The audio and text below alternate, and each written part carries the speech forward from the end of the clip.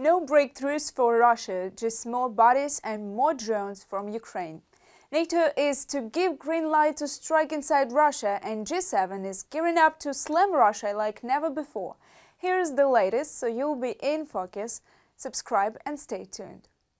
Russia is bleeding on the front lines, but making hardly any real gains, says ex-chief of General Intelligence Agency David Petraeus. In an interview with Germany's Welt, Petraeus called out Moscow for exaggerating its progress, while actual results remain tiny.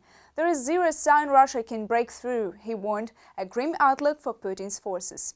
Miniature death machines, homegrown labs and boot camp pilots, all born from country at war. With hundreds of drone schools, dozens of manufacturers and thousands of trained operators, Ukraine is becoming a global force in unmanned tech. Now Ukrainian experts are teaming up with Europe to take this revolution even further. More in our exclusive story. Ukraine is building a new drone technology ecosystem. According to the Minister of Digital Transformation, the market is growing fast. Dozens of manufacturers, private schools and training centers are appearing. We are turning into a defense tech valley.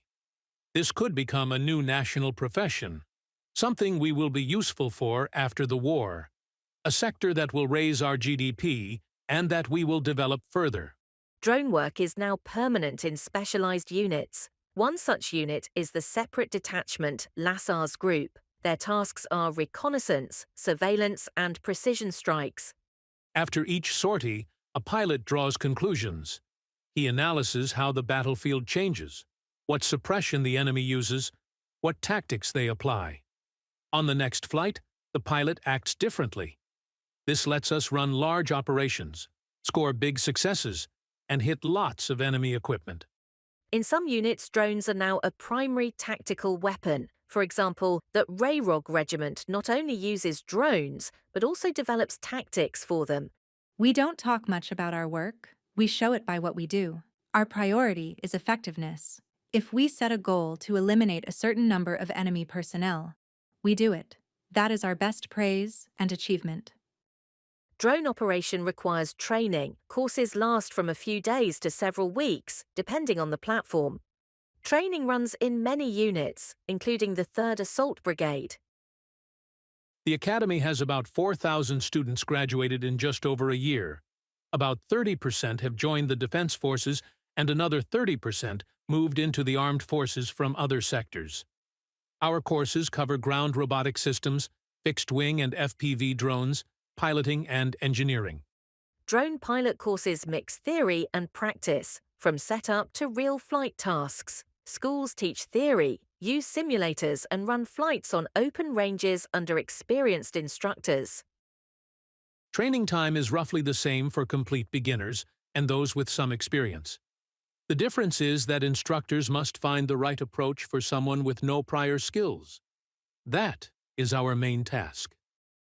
According to the Ministry of Digital Transformation, hundreds of UAV schools, dozens of manufacturers and thousands of operators already work in Ukraine. Drone production in Ukraine has grown 100-fold. Now Kyiv is ready to share its experience with European countries. In Denmark, Ukrainian specialists began exercises on countering strike UAVs. Poland also receives Ukrainian help in training military and engineers on counter-drone measures. Additionally, Ukraine and Norway are launching a €20 million program to develop Ukrainian and Norwegian defense technologies. Yulia Bil, Vadim Dmitriev, from Lviv, UATV News.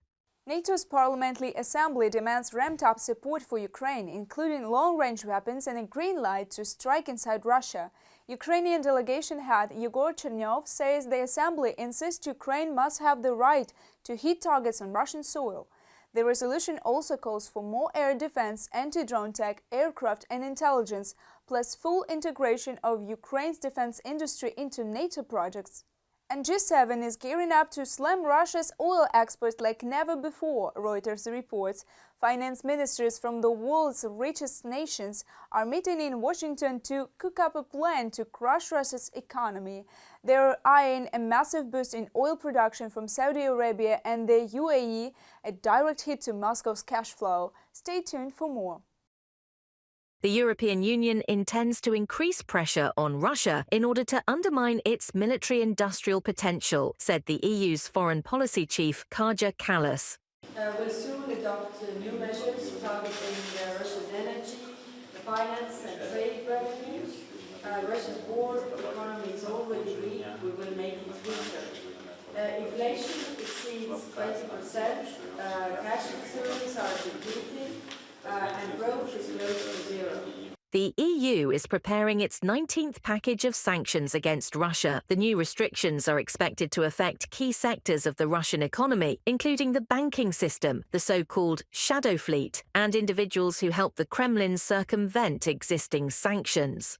Work continues on tightening sanctions pressure, and as Ukrainian President Volodymyr Zelensky said, the pause in some sanction decisions has dragged on too long. We urgently need to adopt the 19th package, and it must be as strong as possible. We expect stronger sanctions against the shadow fleet, the military, industrial, and financial sectors of Russia, and personal sanctions against those involved in the abduction of Ukrainian children and the spread of Kremlin propaganda. The goal of sanctions pressure is to restore a just peace, as these restrictions systematically deprive Russia of the resources it needs for war.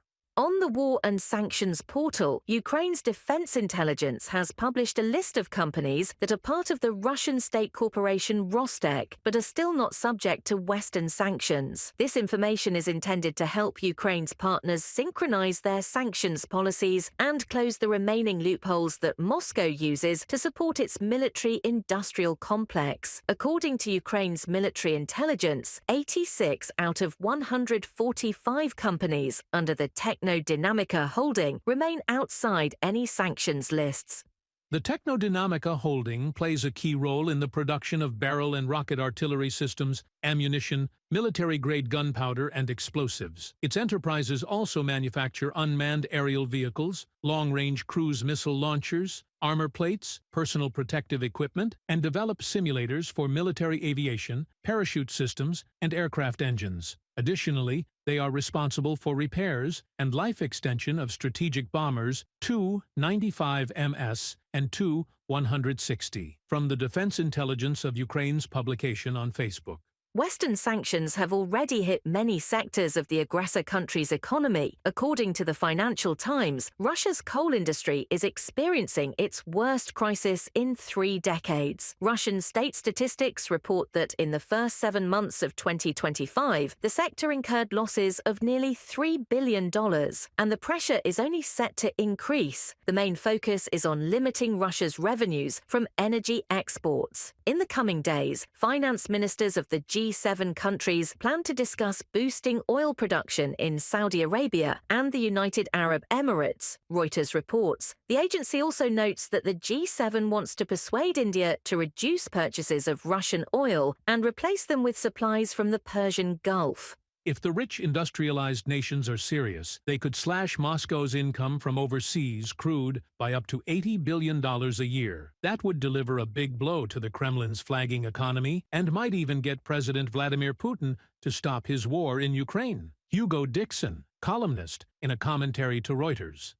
One of the main contributors to Russia's budget, the oil refining industry, is suffering heavy losses due to strikes by Ukrainian defense forces. As of September 2025, equipment for processing about 1.5 million barrels of oil per day has been destroyed or damaged. That's nearly 20% of capacity. The result is a fuel crisis that has affected at least 57 Russian regions. Putin has ordered multi-billion-dollar subsidies for refineries under the guise of financial aid. A decree signed by the dictator on October 11th allows oil refining companies to continue receiving subsidies, even if wholesale market prices for gasoline and diesel significantly exceed the government's price cap. Reported by Nikita Skoblikov, UATV News. What's your take on all this? Share your thoughts below. This is UATV. Stay sharp, in focus, and stay safe.